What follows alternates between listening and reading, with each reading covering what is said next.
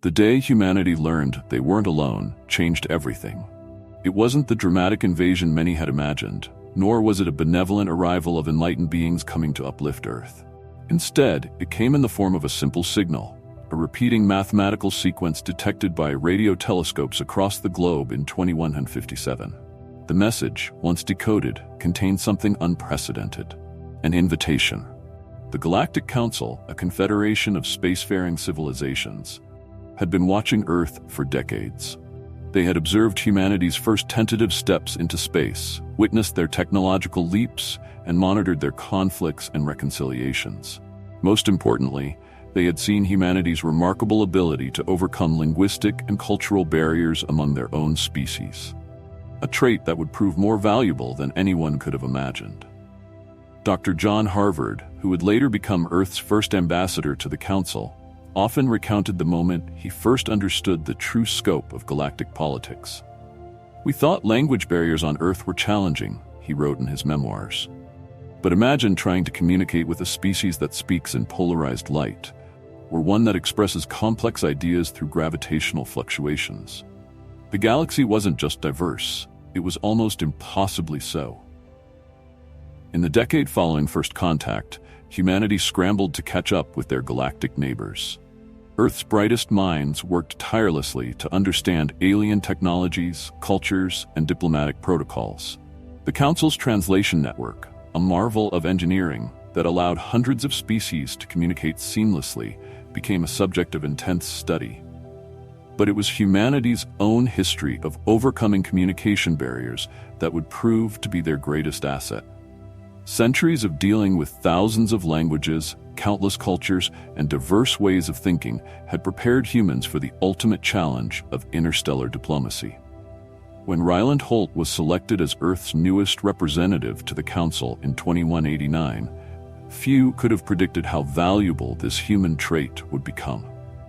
As he prepared to take his position among the stars, the galaxy stood on the brink of a crisis that would test not just humanity's place among the stars, but the very foundation of interstellar cooperation itself.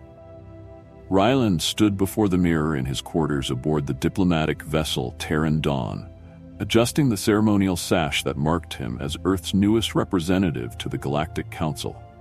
The deep blue fabric, embroidered with silver threads depicting Earth's solar system, felt heavy across his chest, a physical reminder of the burden he carried. At 32, he was the youngest human ever appointed to this position, a fact that had drawn both criticism and curiosity from Earth's political sphere. Through the viewport, the Galactic Council station hung like a jewel against the backdrop of the Centaurus arm, its crystalline spires and sweeping arches reflecting the light of countless stars. The station's design was a testament to cooperation. Each major species had contributed to its architecture, creating a harmonious blend of alien aesthetics that somehow worked in perfect synchronicity. Ambassador Holt, the ship's AI, announced, "We're cleared for final approach. The Council session begins in 47 minutes." Ryland took a deep breath, reviewing his preparation one final time. 10 years of diplomatic training, 3 doctoral degrees in xenolinguistics, and countless hours studying alien cultural nuances had led to this moment. Yet he couldn't shake the feeling that humanity was still playing catch-up in a game whose rules they barely understood. The docking procedure was seamless, a dance of gravitational fields and precision engineering that brought Terran Dawn to rest in its designated berth. As Ryland walked through the station's pristine corridors, he passed representatives from dozens of species. Some he recognized from his studies, the crystalline lumini, whose bodies refracted light into complex patterns of communication. The gaseous Zephyrians, contained within elegant environmental suits that swirled with cosmic winds. His mentor, Ambassador John Harvard, had warned him about this moment. "The first walk to the Council chamber is designed to humble you," she had said. "Every species feels small their first time. Use that feeling. Let it remind you that we're all part of something greater." The Council hall itself exceeded every description he'd read. The vast half-sphere chamber seemed to capture the essence of space itself, with walls that shifted between transparency and opacity, revealing the stellar vista beyond. Holographic displays flickered with real-time data from across the galaxy, while the air hummed with the energy of countless translation devices working in concert. Ryland's attention was drawn to the diverse array of species filling the chamber's tiered seating. The Viri, insectoid beings whose bioluminescent bodies pulsed with complex patterns, occupied the upper tiers. Their compound eyes reflected the chamber's light like living prisms, and their movements were precise, almost mechanical in their efficiency. The Dracylons, massive beings whose bodies seemed forged from living metal, sat in reinforced sections designed to support their tremendous weight.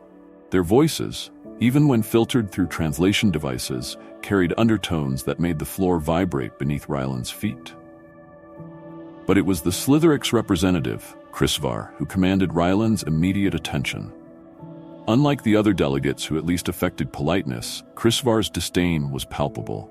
The Slitherix floated in their signature containment pods, tentacles writhing slowly as they regarded the human with what could only be described as contempt. The human delegate appears lost, Krisvar's translated voice carried across the chamber, dripping with false concern. Perhaps we should provide a guide? It would be unfortunate if Earth's representative missed any crucial protocols due to inexperience. Several delegates shifted uncomfortably, while others emitted quiet sounds of amusement. Ryland felt his face flush, but maintained his composure. He had anticipated such challenges and prepared accordingly. With deliberate care, Ryland approached Krisvar's pod, maintaining perfect eye contact. Not too direct to be challenging, but not submissive either. He then performed a complex series of gestures that represented the highest form of formal greeting in Slitherix culture, one typically reserved for their most revered elders. The chamber fell silent. Krisvar's tentacles stilled, their eyes widening slightly in surprise. Ryland had spent months practicing this greeting, understanding that the Slitherix valued precision in their social rituals above all else. Honored Delegate Krisvar, Ryland spoke in flawless Slitherix cant, his vocal implants perfectly modulating the difficult harmonics. I thank you for your concern. However, I assure you that humanity's preparation for this role has been thorough. A low murmur rippled through the assembly. The Viri flashed patterns of approval, while the Dracylons emanated deep tones of respect. Krisvar, momentarily thrown off balance, inclined their pod in acknowledgement, a minor victory, but a significant one. The session proceeded normally at first, with discussions ranging from trade agreements to the monitoring of developing species. Ryland observed the intricate dance of galactic politics, noting how each species relied heavily on the translation network to navigate the complex web of relationships. Then, without warning, the familiar hum of translation devices ceased. The silence that followed was deafening, filled only by the increasingly agitated sounds of confused delegates. The Viri's bioluminescence became erratic, their patterns shifting from organized communication to chaotic bursts of light. The Dracylons' metallic bodies began resonating at frequencies that made the chamber's walls groan in protest. Ryland's training kicked in immediately. He recognized the signs of a coordinated attack. The Ulshar separatists had long opposed the Council's unifying influence, viewing it as a threat to species sovereignty. Without the translation network, centuries of carefully maintained diplomatic relationships could unravel in minutes. Acting on instinct, Ryland moved to the center of the chamber. His mind raced through the cultural protocols and communication methods of each major species present. Years of study crystallized into action as he began to bridge the growing chaos. To the Vri, he used a combination of hand signals and body postures that mimicked their light patterns, conveying urgency but also calm. Their initial confusion gave way to understanding as they recognized elements of their own communication style in his movements. For the Dracylons, he employed deep, resonant sounds produced by striking his chest in specific patterns. A crude but effective approximation of their vibrational language. Kolvak, the Dracylon elder, responded with a low, approving hum that helped steady the chamber's growing tension. Even the Slitherix, despite their earlier hostility, found themselves drawn into Ryland's impromptu communication network. He adapted their formal gesture language into a simplified form that could be understood by multiple species, creating a basic but functional means of exchange. The chamber doors exploded inward with a force that sent debris scattering across the floor. Ulshar separatists poured through the breach, their silver-scaled bodies gleaming under the emergency lights. They moved with lethal grace, disruptor weapons pulsing with deadly energy.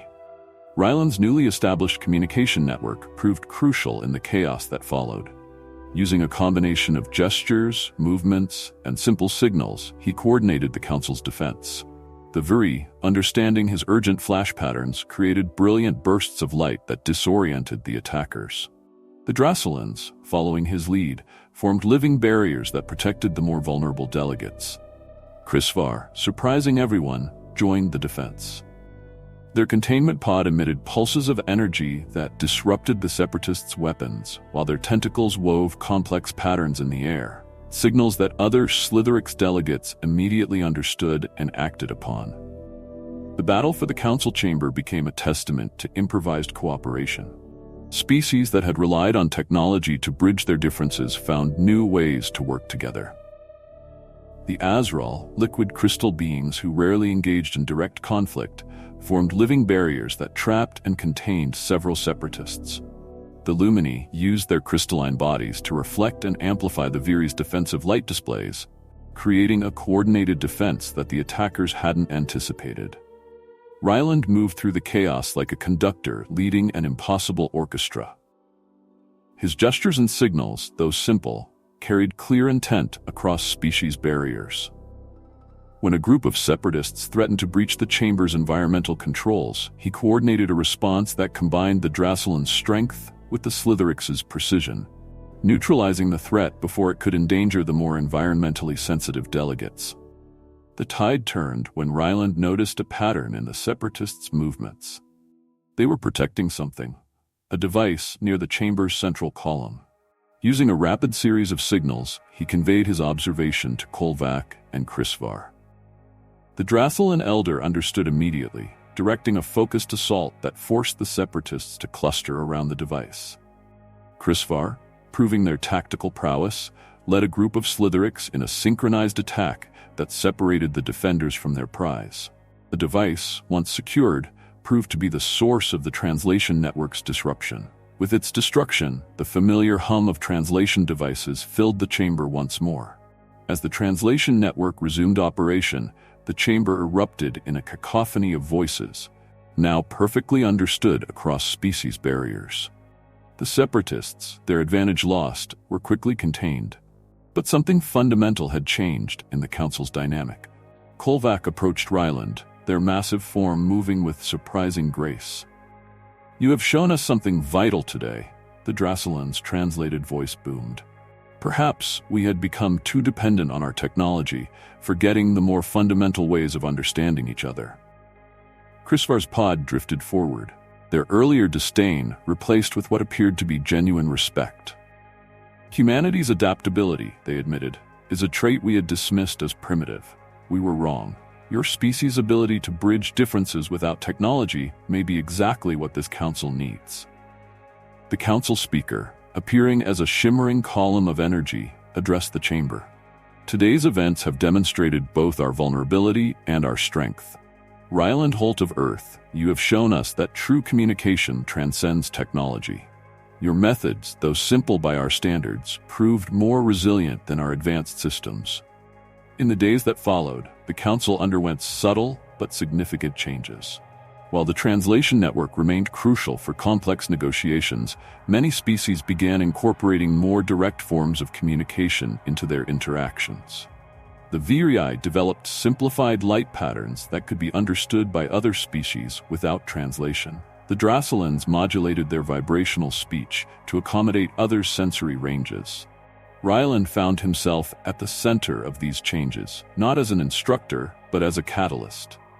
His success had demonstrated that understanding could be achieved through multiple channels, making diplomatic relations more robust and resilient. The Slitherix, in a historic move, proposed the creation of a new diplomatic training program that would incorporate lessons from humanity's communicative adaptability. Krisvar, once Ryland's most vocal critic, became one of the program's strongest advocates. 1 year after the attack, Ryland stood in the rebuilt council chamber, watching delegates from across the galaxy engage in a complex dance of traditional and technological communication. The translation network hummed efficiently, but it was no longer the only bridge between species. Delegates now commonly exchanged greetings in each other's native methods, a small but significant sign of growing cultural understanding. A young Virai diplomat approached him, their bioluminescence forming the pattern for teacher before switching to spoken words. Ambassador Holt, your methods have changed how we view communication across species barriers. Humanity's greatest contribution to the Council may not be technological advancement, but rather the reminder that understanding can take many forms. Ryland smiled, watching as a group of new delegates, human and alien alike, practiced multi-species communication protocols.